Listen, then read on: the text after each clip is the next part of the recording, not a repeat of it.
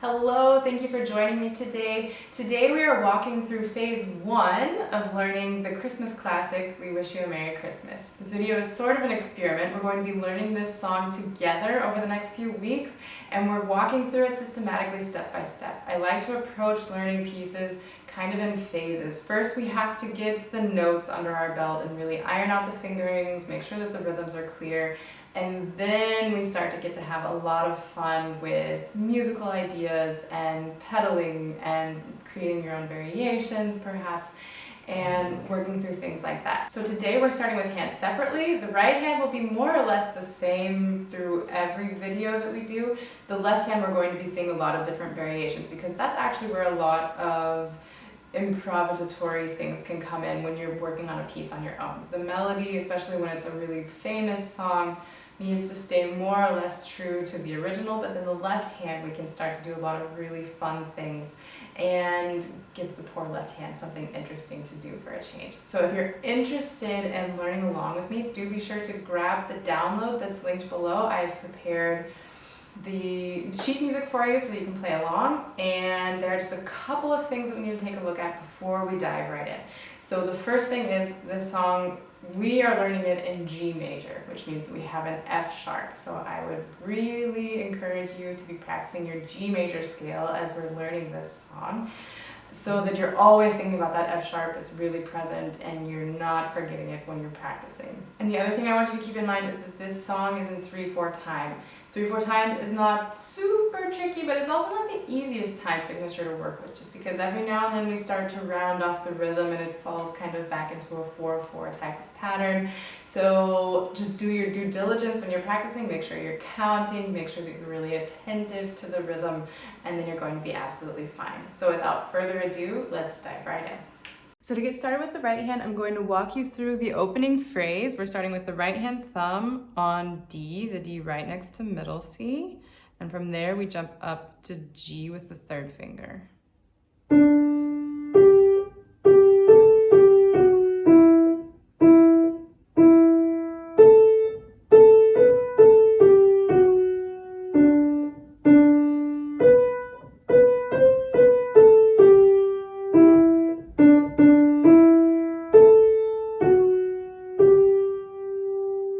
So this is actually fairly straightforward. We do have to jump around a little bit. We do need to pay close attention to the fingerings that we're using, but we actually have a pattern that's just, we're sliding up bit by bit. So we start with the third finger on G. We have G, G, A, G, F sharp, E.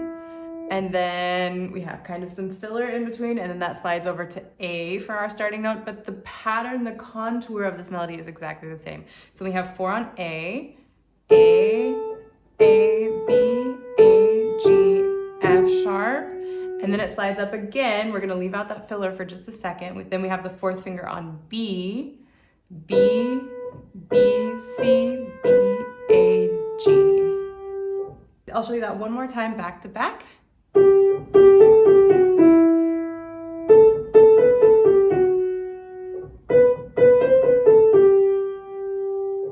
And then we just have a couple of notes filling in. So we start on D before we jump up to this G. Then we're just repeating that E. Pattern starts on A. We jump back down to D, which means that here we have a bigger jump, but we're still sliding the pattern up 1 over to B.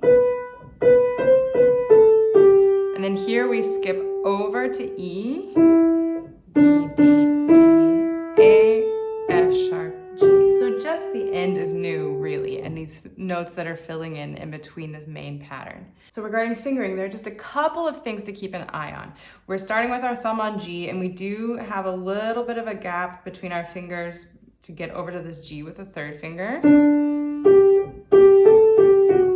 E fills in nicely. The thumb just slides from D over to E. That fits really nicely beneath the hand.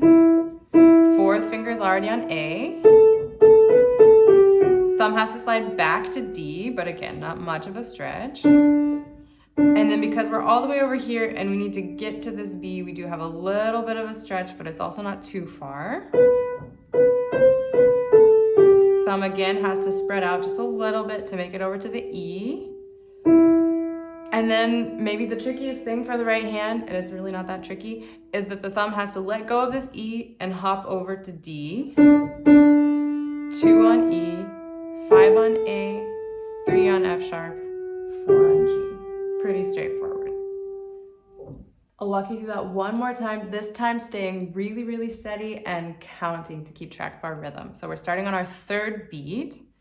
1, 2, 3, 1, 2, and 3, and 1, 2, 3, 1, 2, and 3, and 1, 2, 3, 1, 2, and 3, and 1, 2, 3, and 1, 2, 3, 1, 2.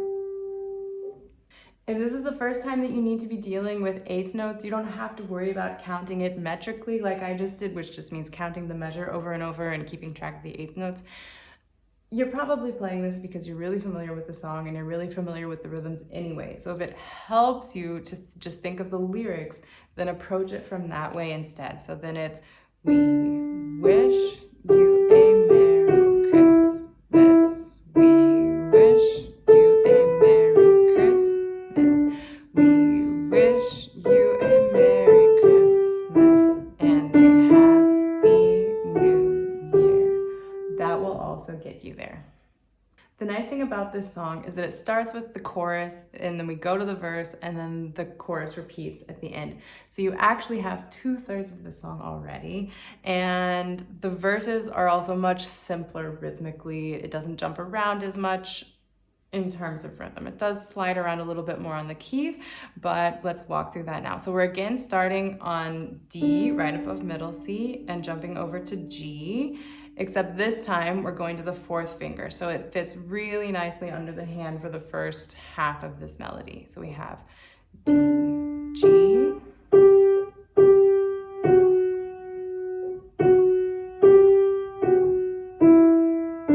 here we have a big jump.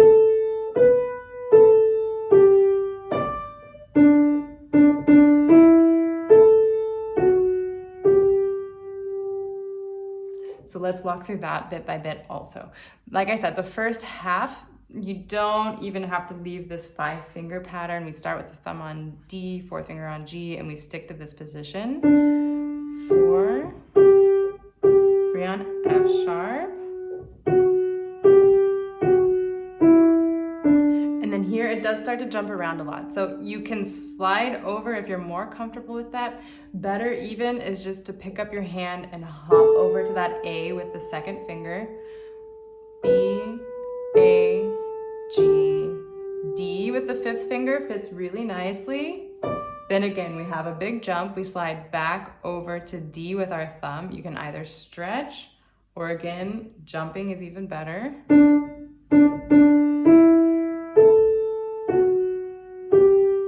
So even though we don't stick to a 5-finger pattern here, we have basically 2 separate 5-finger patterns. We start with the thumb on D, we hang out there for a little bit, we slide over to the 5-finger pattern where we have our thumb on G, play a few notes there, and then we jump back to where we started the verse and also where we started the piece and stick to that 5-finger position until the end. I'll count you through that one time also so that you can play along if you want and just really keep track of the rhythm. We'll go a little bit slower than we normally would in tempo. I'll give you 2 beats and then we'll start on 3 together. 1, 2, 3, 1, 2, 3, 1, 2, 3, 1, 2, 3, 1, 2, 3, 1, 2, 3, 1, 2, 3, and 1, 2, 3, 1, 2. So I would spend a lot of time practicing those 2 sections separately, maybe break it up into a little bit smaller chunks instead of just one whole phrase at a time if you need to. If you feel like you're having troubles getting it to flow, if you feel like you're having troubles moving the positions or getting the fingering down or keeping the rhythm really steady, whatever the case may be, but spend a fair amount of time practicing that on its own before you try putting it together with the left hand. Today we're walking through two options for the left hand, and one is a little bit simpler, one is a little bit more complicated. If you feel more comfortable sliding around the piano, then you might want to choose the second variation that we'll be learning today, because it does sound a little bit fuller when we put the hands together. But both of these versions of this piece sound really, really nice. So take whichever one you feel more comfortable with and use that as a basis. And then if you want to switch gears later on, you won't have any problems doing that, especially because the bass note, so the lowest note in the left hand, will always be the same as what we're learning in the first variation. The first variation is just one note at a time in the left hand, so it's a little bit simpler to coordinate. You don't have to move the hand around the piano so much. It's a little bit more gradual changes and moving up and down.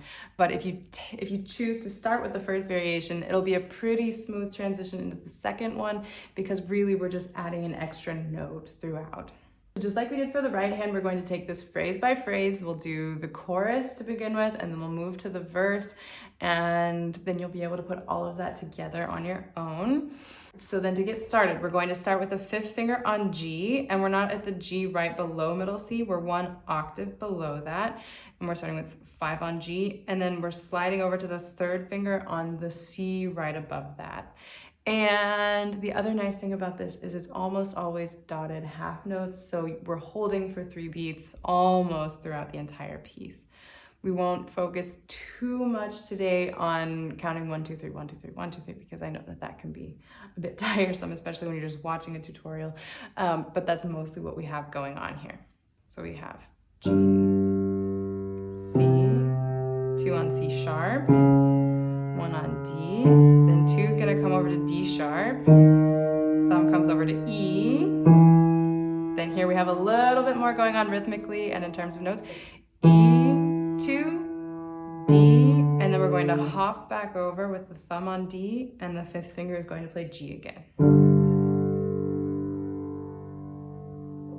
So the most important thing there is really just getting this fingering ironed out. If you start with the fifth finger and then you have 3, 2, 1, you then play 2, 1, 1, 2, and hop back to where we started. I'll walk you through that one more time. I'll show you a little bit quicker this time.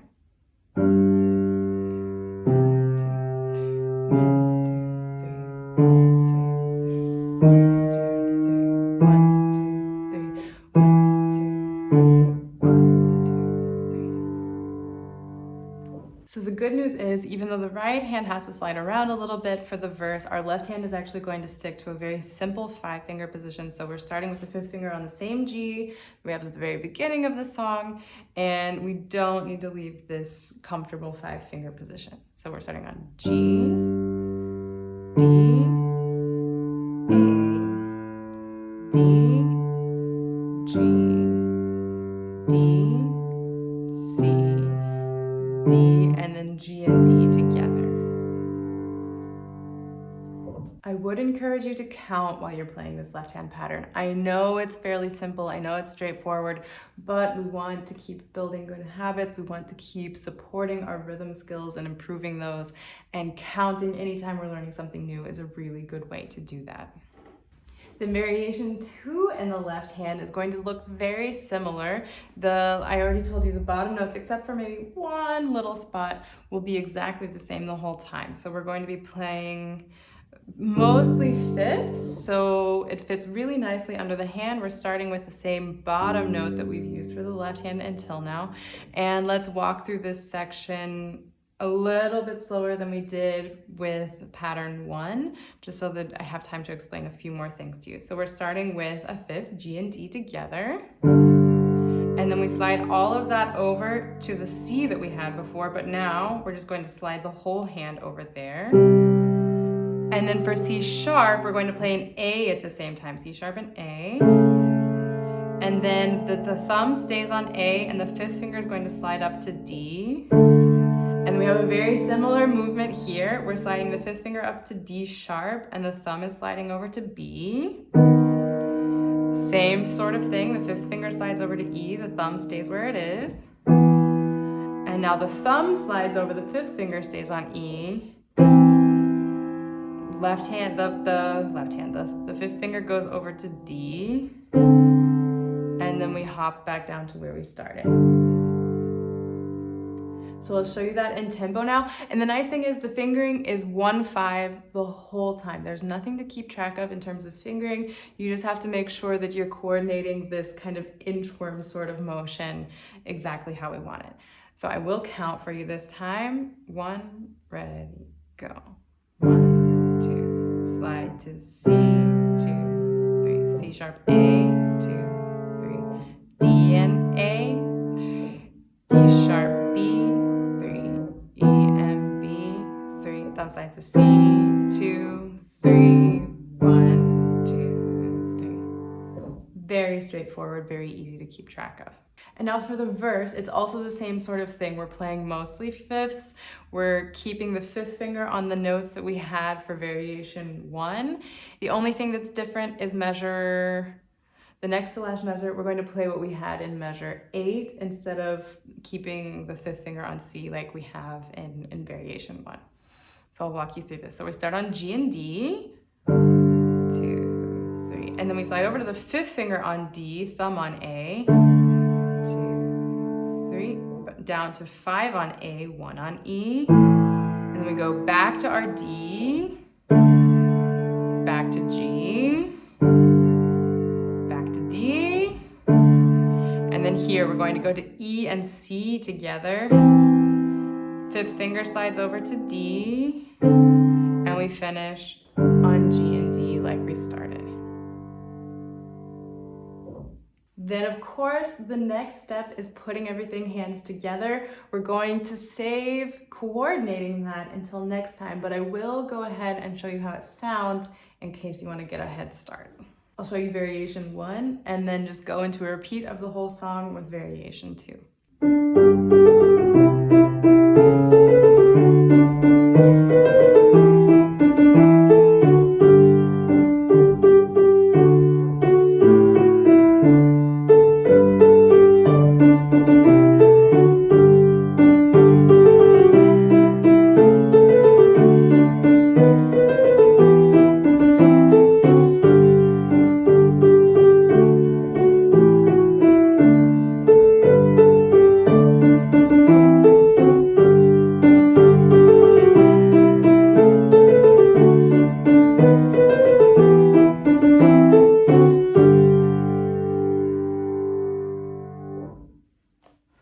Congratulations, you have all of the building blocks that you need to really master this piece.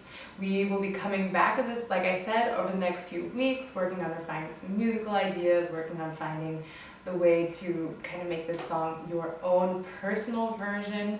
And if you have any questions, please let me know in the comments below and I will try to address those in the following videos. If you enjoyed this video, please give it a like and subscribe and maybe share it with someone else who might be interested in learning some Christmas music this holiday season as well.